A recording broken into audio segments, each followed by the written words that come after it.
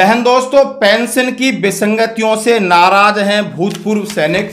बड़ी न्यूज है, नई दुनिया ने छापी है और ये छापी जब चंबल संभाग में माननीय प्रधानमंत्री का दौरा हो रहा था। ओआरओपी की वो घोषणा कर रहे थे।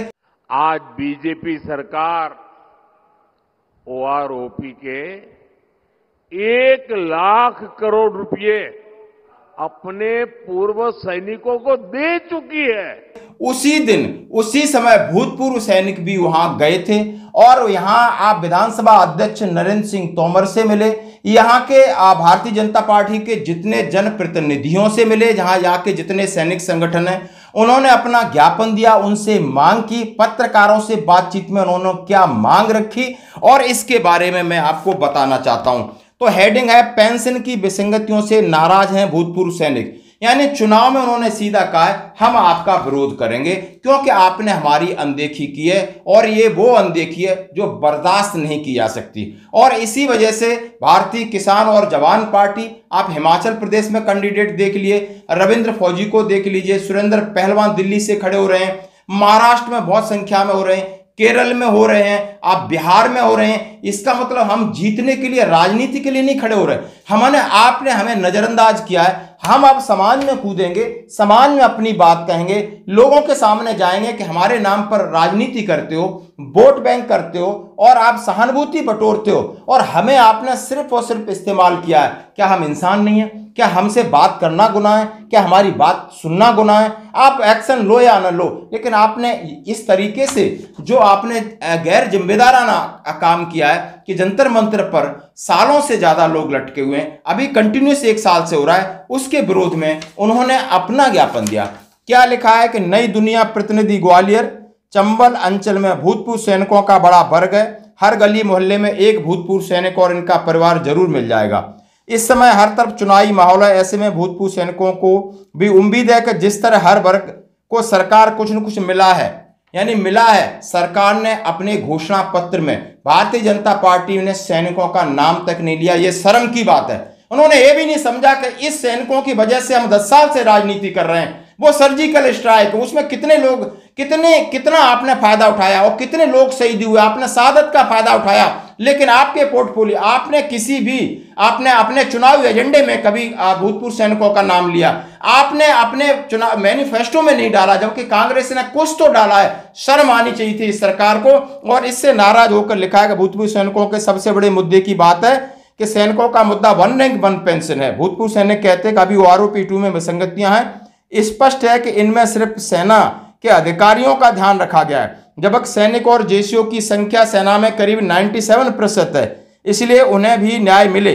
भूतपूर्व सैनिकों से जब नई दुनिया ने बात की तो बोले कि सेना में वह समान पेंशन के हकदार हैं, लेकिन ऐसा नहीं हो रहा है। सेना के अधिकारियों को कई गुना पेंशन दी जा रही है। भूतपूर्व सैनिक अपनी इसको लेकर करीब साल भर से दिल्ली जंतर मंतर पर बैठे हैं। ग्वालियर और अंचल के सैनिक यहाँ प्रदर्शन कर रहे हैं, लेकिन कोई बात करने तक नहीं आया। सैनिकों की जमीन हड़पने वाले भूमाफिया पर हो कार्रवाई, ये उन्होंने अपने मुद्दे रखे। और अलग अलग पेंशन में बड़ा गैप है जो नहीं होना चाहिए। सैनिकों को लेकर जेसीओ और अधिकारियों के बीच पेंशन में बड़ा गैप है, ये नहीं होना चाहिए। उन्होंने कहा है हमें न्याय मिलना चाहिए। और ओआरओपी की अधिसूचना जब जारी हुई थी, सैनिकों को उन्होंने पुराना चीज़ों को हवाला दिया। और ये अनंतराम सिंह कुशवाहा, सरकारी नौकरी में भूतपूर्व सैनिकों का कोटा बहाल किया जाना चाहिए। यहाँ सैनिकों की बात कही कि जो उनको रिजर्वेशन है उसमें कोटा बहाल किया जाना चाहिए। और राम सिंह तोमर साहब ने कहा इस विसंगति को दूर किया जाना चाहिए। भूतपूर्व सैनिक हैं, चाहे बात सैनिकों की हो या सैनिकों की विधवाओं या फिर युद्ध में घायल हुए सैनिकों की पेंशन, हर जगह भेदभाव हो रहा है। युद्ध में घायल सैनिकों को पेंशन के रूप में करीब 18,000, अधिकारी को 2.5 लाख रुपए तक मिलती है। इस विसंगतियों को दूर किया जाना चाहिए। यानी ये सब ज्ञापन सौंपा है, ये विसंगतियां हैं। आप माननीय प्रधानमंत्री जी का भी भाषण सुन सकते हैं कि चुनाव के दौरान कोई भी अपने मैनिफेस्टो में इससे बच रहा है। ये कांग्रेस है जो भी, जिसकी ये बुनियाद की जड़ है, कांग्रेस ही अपवाद की जड़ है। अब इसको होश आया है, कहते हैं देर आए दुरुस्त आए, लेकिन अभी सरकार तक आप पहुंचोगे या नहीं पहुंचोगे। बातें ये भी बड़ी बड़ी कर रहे हैं, हम आपको 1 रैंक 1 पेंशन देंगे, हम आपको इक्वल एमएसपी देंगे, हम आपको पुरानी डिसेबिलिटी देंगे, हम अग्निवीर खत्म करेंगे। अरे खत्म तो जब करोगे जब आप वहां तक पहुंचोगे। और भी आपको अपने इस अपने इस अभियान को आगे बढ़ाना होगा। दोस्तों, ये है जवानों की मांगे, शायद इसके ऊपर कौन ध्यान देगा, ये वक्त की बात है। धन्यवाद। गारंटी 1 रैंक 1 पेंशन की दी थी और मोदी ने ये गारंटी भी पूरी करके दिखाई।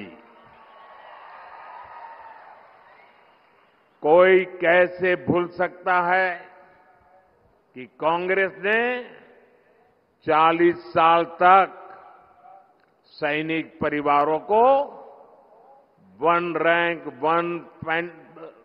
1 पेंशन OROP उससे वंचित रखा। सिर्फ 500 करोड़ रुपए का यानी झुंझुना दिखाकर कांग्रेस कहती थी OROP लाएंगे, यानी आंख में धूल झोंकने में इनकी ऐसी मास्टरी है, झूठ बोलने में इनकी ऐसी मास्टरी है। आज बीजेपी सरकार OROP के 1 लाख करोड़ रुपए, अब सोचिए वो 500 का खेल खेल रहे थे, 500 करोड़ का, आज 1 लाख करोड़ रुपए से ज्यादा अपने पूर्व सैनिकों को दे चुकी है। भाइयों और बहनों, देश 1947 में आजाद हुआ। कांग्रेस ने गुलामी की मानसिकता को फलने फूलने दिया।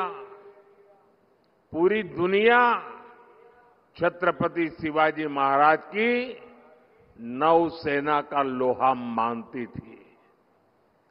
आज भी विश्व में जब भी नौसेना की दुनिया में चर्चा होती है, जो छत्रपति शिवाजी महाराज का नाम लिया जाता है।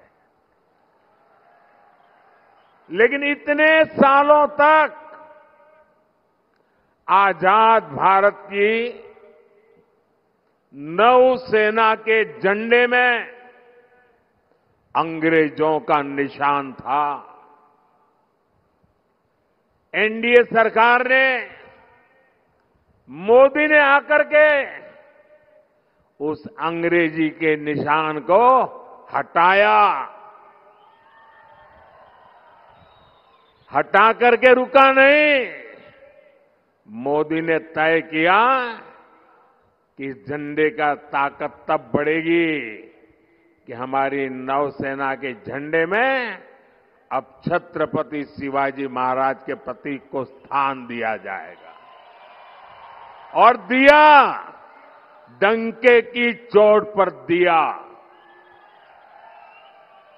हमारी सरकार ने मराठा सेनाओं द्वारा बनाए गए ऐतिहासिक किलों को भी